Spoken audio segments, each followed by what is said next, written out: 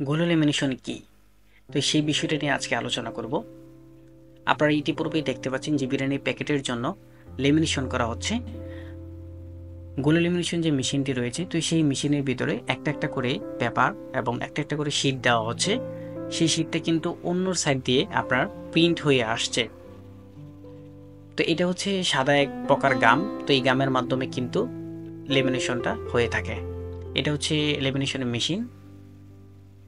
আর এখন যেটা দেখতে পাচ্ছেন এটা হচ্ছে লেমিনেশনের পাতলা পেপার।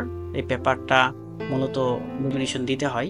আর লেমিনেশন করার পরে লেবেলে যে দেখতে কেমন হয় এবং সেই লেবেলটা কিভাবে কাট করতে হয়, এভাবে একটা একটা করে আপনার কাটিং করার পরে তারপর হচ্ছে কিন্তু আমাদের মেইন যে মেশিনটা রয়েছে কাটিং করার জন্য, তো সেই কাটিং মেশিনের মধ্যে তুলতে হয়। আর এটা হচ্ছে সেই পেপার কাটিং মেশিন, বিশাল বড়। এটা নিয়ে আলোচনা করব। আর একটা একটা করে শীট আমাদেরকে বাছ করতে হয় এভাবে কাটিং এর আগে।